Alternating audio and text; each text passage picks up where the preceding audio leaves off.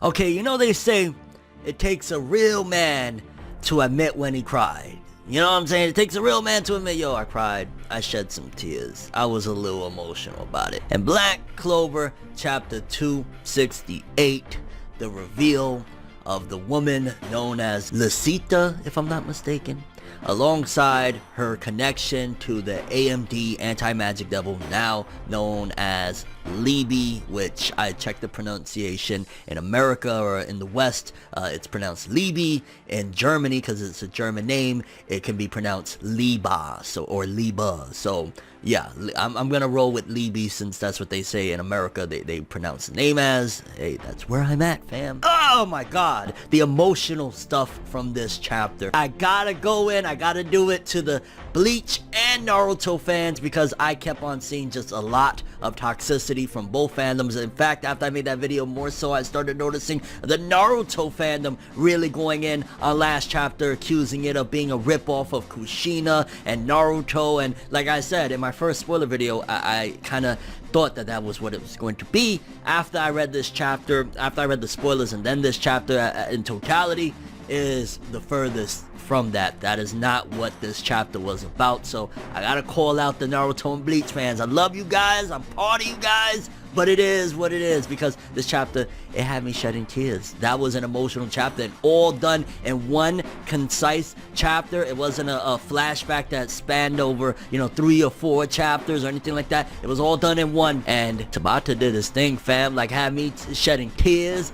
We learned a lot in this chapter. It progressed things forward. It, connected relationships. This chapter did a lot, honestly. It felt like, to a certain degree, it could be endgame, but then it also left so many questions at the same time of like, okay, this could either be explored later on in the arc or in a whole other arc entirely. So without further ado, people, let's talk some of that. Y'all ready? Y'all ready? Y'all ready? That Black Clover greatness!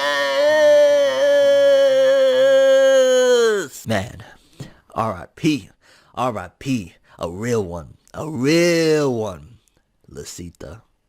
Let's do it, fam. Say we gon' do what we do, no matter how you move, make your move. That's how it be, though. Okay, we're gonna go beat by beat with the chapter, but I gotta start off with saying this, that there is a lot of mystery and a lot of questions that arose after this chapter. It felt as though it answered some questions, it gave a little bit of explanations, it gave a bridge between certain characters to understand where they actually really are connected. And then it just arose even more questions, like so many questions, like, okay, was that Asta in the basket? If so, what a coincidence, him and Yuno were placed at the same time, or is that something totally different? Is that actually Henry's mom? Like, a lot of questions, but let's take it from the top, because it picks up from where the last one left off with the quote, just because somebody's a devil doesn't necessarily mean they're a bad guy. What Asta said in the last chapter, also what that woman said as well, that kind of matched up with what the AMD, anti-magic devil, or again, Liebe, it's going to take some getting used to, Liebe, however you want to pronounce it, what he said he saw back in the day and how it just kind of took him by surprise. And we get the backstory,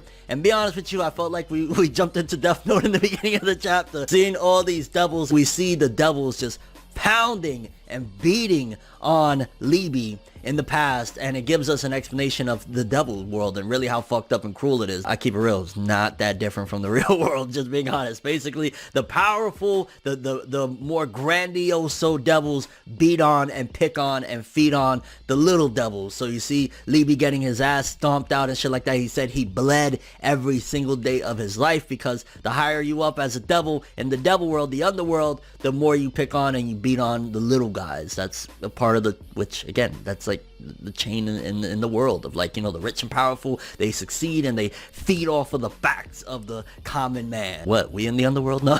Whole different discussion. Let me get out of here.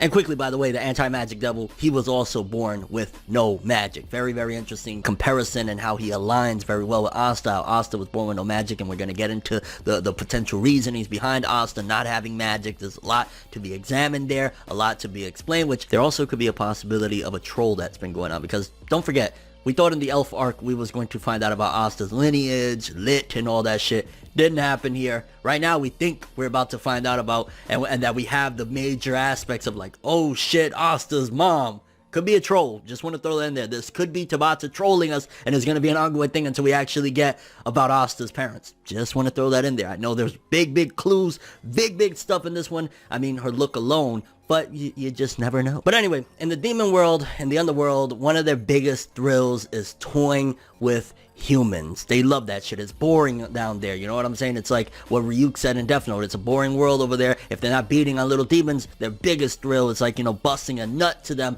is fucking with humans, fucking with them, bothering them, you know, basically tormenting them the way they torment devils. And also the fact that all the devils want to go to the human world so badly, but again, because of the gates of demon world, they are not allowed to cross over. They can't cross over, so they're kind of like, you know, stuck between a rock and a hard place, which again, you could take it as a whole metaphor of like wanting some booty, but you're one of those forever alone guys that, yeah. One day, an angry devil was like, "Oi, mate, you fucking what, lad?" And approaches Liebe and is like, "Yo, fam, I bet," and throws him against the devil wall, the gate that, you know, separates the human world between the devil world. And at first, the anti-magic devil Liebe's like, "Yo, I thought I was going to be splattered into pieces, but because either due to him being magicless, born without magic, or because he was so beat up, he was just like downright nothing there, he just flew right through. He never really was bound by that gate." So in fact, all along, the anti-magic devil could have escaped from the devil world potentially, unless again it was due to the ass whipping that he had. He could have already left from the demon world, but that kind of goes to show his character, and again how being beat up by the world can really take its toll, because he never even attempted, obviously, right? Because he didn't really know for sure what was the reasoning behind why he went through to begin with. But that's just some fucked up shit. Like, yo, imagine dude just grabs you like, "I fucking hate you, mate," and just swings you through a gate. Like, alrighty then. And the crazy shit is even though he was a devil, he couldn't have cared less that he flew through and that there was humans. He was just like, whatever. He was beaten and battered. He just had no urge for it. And the humans, of course, like they do. And, you know, you cut to, which it was very eerily similar to the nobles that was scared of Asta when he was there in court by damnation. You see the humans, they're just looking in disgust and just like, oh god. And magic knights went after him and everything. And it was about to be curtains for poor little Liebe. And like, that's the beginnings of just like sad shit. Like, you just see like, it's, you know, he was abused all of his life, abused in the demon world, thrown through a gate. He gets to another side and you think like, hey, the promised Neverland, fam. And then these motherfuckers on this side are garbage and scared of him and try to hunt him down too. So like, anybody in their right freaking mind would be like, you know what, yay, I'm about to die. Finally the nightmare is over. And then he wakes up and is like if he metaphorically went to heaven. Wakes up to the woman that looks like Asta, and she says, "Hey, my name is Licita, motherfucker, I saved you." And explains to him that her magic is basically that if something does not have mana, she could basically use time and space magic to kind of make it transfer over into whatever. So she has like little capsules that she uses and stuff like that. So very interesting stuff with her magic or whatever. But we find out later in the chapter that, you know, there's something wrong with her as well. We'll get to that. But there's something here where, again, it could be that the stars aligned and this was destiny, or there's something a little bit more, because prior to this, the day before, she finds the grimoire, the 5-star grimoire, ASTA'S grimoire, which at that point, up until that point anyway, wasn't that still technically lit, right? So I'm wondering again, was it just the stars aligned for her to find that grimoire and then the next day a devil shows up, or was it because of that, like fate pushed that devil towards her? Like, very interesting stuff there. And again, it makes me wonder, like, like, is it just coincidence? Is it destiny? Or was somebody behind the scenes pulling some sort of strings to do this? Like, was the devil that threw him all along? There was something more to it. Just a thought. Because then we find out she's not scared of the anti-magic devil. She's like, fam, I've been through some hell too. You want to talk about loathsome people not fucking with you and shit? I'm out here in the boonies by myself. Like, I have to stay away because she has a curse that steals life and steals magic from anybody that gets close to her. And again, that's why she stays separated from people in general, which, okay, that's Henry curse right there. So either it could very well be that she was cursed at that point, didn't know it, similar to like Henry and shit like that. Could be that she's actually, which I guess let's get to it right now, and we'll talk again more about it later. My memory is a little fuzzy regarding Henry's backstory and shit like that. I want to say he was originally the son of nobles and shit like that. Or again, it could just be that she was cursed, and maybe we'll get more backstory later, finding out a bit more about it, like a conversation that she had with Liebe about like, oh yeah, you know, I met a devil once before, and we'll get that at some given point. It's just something in general to give an idea of what the hell is up with her and why she has that curse that is similar to Henry. Again, was that basket Henry? Definitely, that's one of the first things that stuck out to me, like,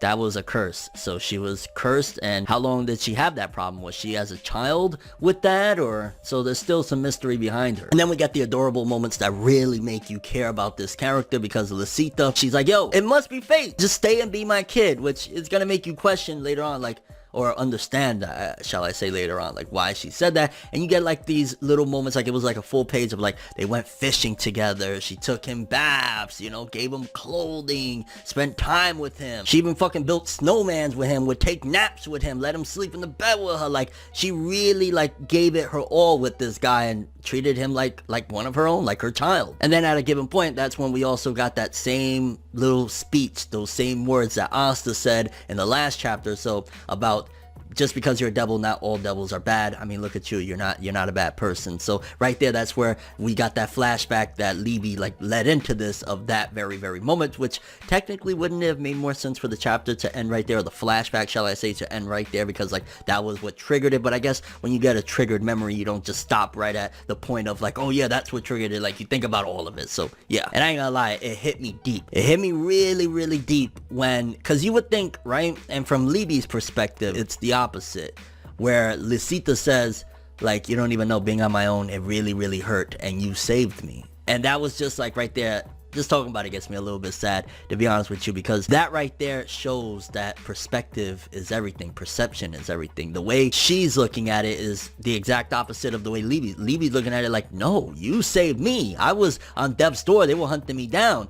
But Licita's like, no, you don't understand the pain of being alone, and you coming into my life and having this bond and this time that saved me. So that right there was one of the most impactful. Like, if you just see everything I've set up until this point that happened in this chapter, the time that they spent together building snowmans, taking naps, all of that shit, fishing and stuff, those build-ups and shit is what gives you a very quick connection, and seeing just like the love that these two characters had. And yeah, it gets and then following her thanking Liebe for saving her, Lucifero, the pile of shit, which is starting to add to more of the importance of his role in all this, because yeah, Lucifero was in Dante and we had a big battle against him, and he seems to be like one of the upper echelon of demons in the underworld that are, you know, obviously trying to escape to our world and shit like that. But this is adding more of a personal vendetta now that is going to be with them, especially if we find out the true connection potentially that she has with Asta. But just alone, because the anti-magic devil ain't going nowhere, Liebe's going to be inside of Asta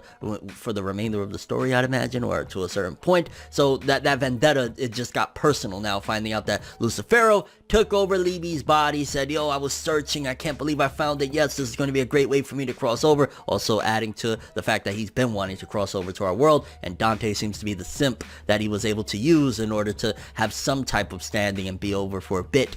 You know, when he takes over Dante, or Dante allows him to possess him and shit like that. But yeah, he starts going buck wild and blasts a beam through Licita, because her magic curse, I'm gonna say, was absorbing all of his magic and shit like that, and he was like, fuck, you know. So despite the fact of her trying to stop him, he blasted a hole through her. But before that, one of the things that everybody is going crazy over is, she said, I'm not letting go this time. And we get a flashback of her leaving a child in a basket by a house of some sort, and meaning that she abandoned a child, and this time she wasn't going to abandon her child, which of course she's talking about Liebe, or thinking about Liebe. And that could very well be Asta. It still would need to align. Like, again, was it just perchance that he was, you know, placed there at the very same time as Yuno? Because remember, Yuno also landed there. Like, was it just the stars aligned and they both got dropped at the same time, or around the same time? Was that something to do with Henry? Again, my memory is fuzzy. Like, I believe Henry came from like royals, and then they abandoned him because of his curse or some shit like that. It could very well be that. But again, she looks like Asta. She's placing a basket, so there's still a lot more questions there.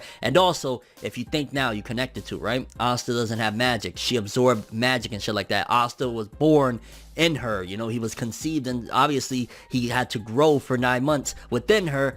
She probably zapped away all of Asta's magic, and this is why Asta is magicless in the story, which is crazy because it would have been due to his mom. So there will still need to be another flashback or so to kind of connect the dots completely, unless the devil showed the face of Asta's mom and Asta could put 2 and 2 together. But he's a, you know, silly shonen kid, so who knows. But yeah, that shit right there, I'm not even gonna lie, all of that was just so fucking tragic, leading into her saying the best way I can save you is to seal you in the grimoire to Liebe. And the probably most touching part of it all was when she said, "Live, my dear son." And Liebe finally didn't call her Licita, he called her mom, and the hug and all of that shit right before he gets sealed into the grimoire. That shit hits in the feels, so fucking sad. Such an incredible, great chapter, breaking away all the shit that people thought, Naruto fans thought, oh, it's gonna be a ripoff of Kushina and them, seeing him with the clothing and shit like that. Bleach fans gotta stop with that shit too, of him looking like the Hollow. Like, this chapter just shitted on both fandoms' criticisms of it, and I love it. I love this chapter. This shit made me tear up. Just so many emotional points in this one, from Licita thanking him for saving her when she really, you know, physically saved him, but I guess he mentally saved her, her death, finding out of her leaving the kid in the basket, which has to be Asta, right? Just so many things about this chapter. This was one of the best chapters. Definitely, I'd argue the most emotional, maybe minus like the Dante stuff of the year so far, of this 2020 Black Clover chapters. But man, I'd dead ass be lying if I said, oh no, I didn't feel nothing. No, I shed a tear or two. And the chapter ends off with the anti-magic devil saying, I'll never forgive them. Devils are scum. I'm gonna kill every last one of them, even if it means I gotta steal your body, talking to Asta, which gave me some very, very heavy Eren Yeager vibes. Like, all of a sudden Liebe became Eren Yeager. I'm gonna kill all the titans, but he's talking about, you know, killing the devils, and the chapter ends off there. So a lot to digest in this chapter. Again, this did a lot. It rose a lot of questions, like, okay, so did she already have a devil curse similar to the Henry situation? Why keep it shadowed out and not be 100% clear about the connection with Asta? I mean, it had to be him in the basket, right? And somehow, some way, with what was going on in Yuno's village, he landed over there. Was it like something that at that particular point could it have been the Spade Nation and you know, the Dark Triad that kind of connected all that to begin with, right? Because if this had to happen at the exact same time as the invasion of Spade and how Yuno landed over there, this could all be connected. Also, them making it more personal, finding out that the anti-magic devil has a vendetta against Lucifero and wants to kill them all. Now, the sadness of it, man, seeing like the biggest connection, I guess you could say, is as well, not the biggest, but one of the biggest as well, is that surrogately Asta and Liebe are brothers, like, you know, similar to like Yuno and that shit, where they have like the same mom, despite it not being DNA. But you know, she spent a lot of time with Liebe, the anti-magic devil. And one of the saddest chapters in all of Black Clover. Curious what you guys think about all of this. Is that indeed Asta's mom, right? I mean, the basket and everything. Maybe she just has the curse of Henry. Why didn't we find out more about that? Did she sap away all of Asta's mana, and that's why he's magicless to begin with? Just your thoughts on all of this shit, man. This chapter was one for the books. One of the saddest ones and one of the best ones of 2020. And your overall thoughts and expectations for the Black Clover manga moving forward with chapter 269 and beyond. Man, Black Clover shitted on them Naruto and Bleach boys, baby. Stop that criticism. Get it out of here. Ain't copying shit. It did a fucking phenomenal job. And yeah, Black Clover fans, we got this. That's all I have for this one, though. Thanks for watching. Hope you enjoyed. If you liked anything I had to say or enjoyed the video, drop me a like. I'd greatly appreciate it. And if you want more from me, make sure to subscribe. Follow me on Twitter, Instagram. Hit that bell to get all notifications. And if you want to follow any of my other social media, links in the description below. I'm ForneverWorld, and as always, people, have an awesome day. And remember the golden rule: anime and manga for life, boy. Have an awesome day. Peace in, and yo, R.I.P. Licita. That was a real one right there. And yo, Liebe is on some Eren Yeager. She's about to kill all the motherfuckers. I think Asta's going to oblige. He's going to say, yo, you can't take my body, but let's work together. I'll help you. Have an awesome day. It's nights like this, and times like this, that I can give another hit. But I've got this inside a switch, a natural bliss. but